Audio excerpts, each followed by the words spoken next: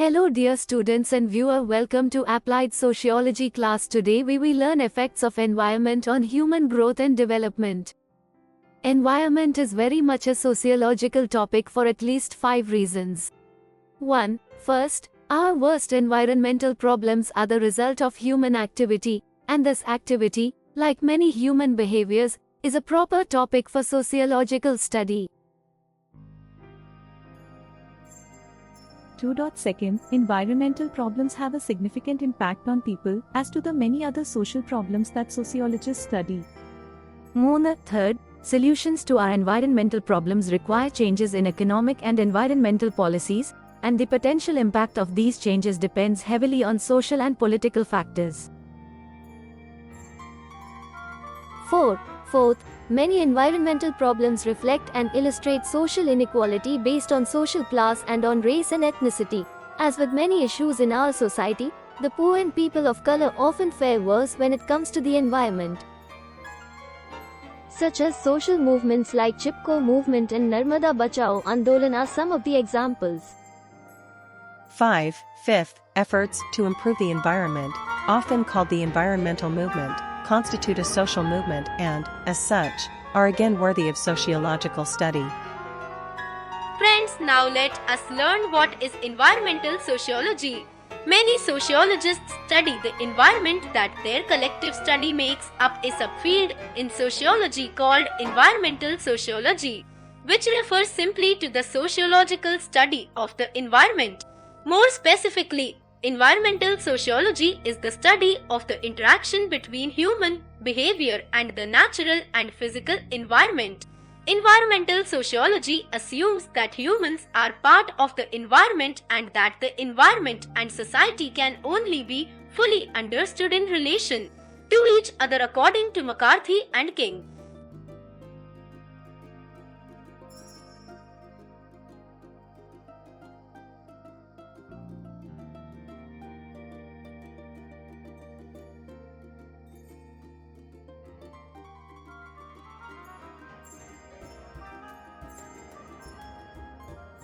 Environmental factors, though heredity and environment, are closely interrelated, and each human being at birth has a determined physical, mental and biochemical potential. This potential may not be reached because of environmental influences. Stimulation to the development of innate abilities comes from the environment. Environment influences this potential only to a limited extent, favorably or unfavorably. Social and cultural factors also have a considerable role in the development of personality and behavior. Hereditary constitution has a distinct but limited contribution. Therefore, inborn capacities must be stimulated by environmental factors. Good seeds planted in poor soil result in stunted growth and development.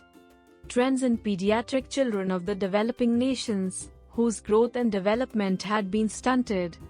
Nursing, newborn, and infant care because of famine and drought showed marked improvement in their physical condition and capabilities when subjected to better living conditions and good food.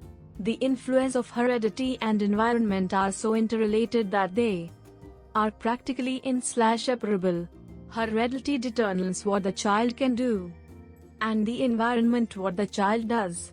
We shall focus on environmental factors under various headings as given Physical, below. mental and biochemical Shall potential. begin with intrauterine This potential may not be reached because of environmental intrauterine influences. Stimulation to the development of innate abilities comes from the environment. Environment influence provides nutrients and the gas exchange.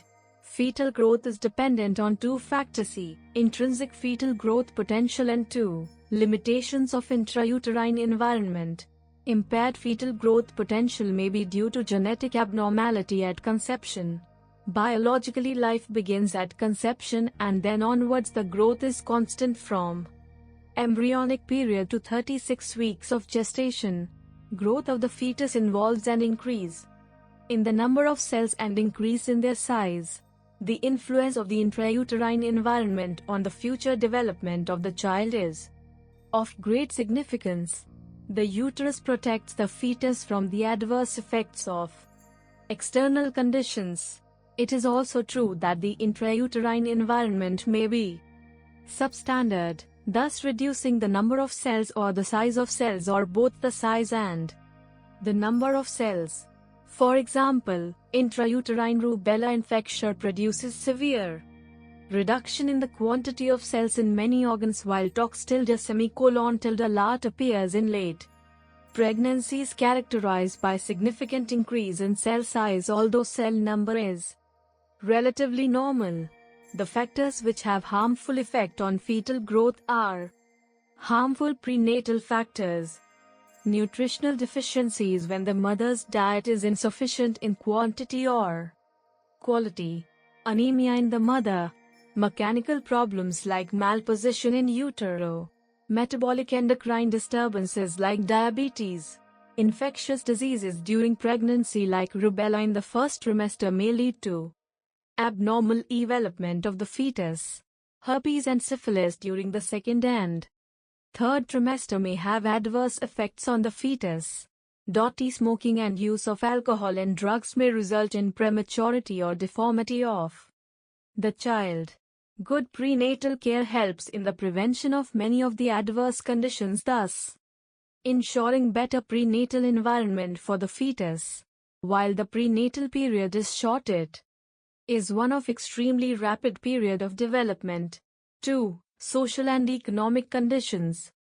Poverty. C.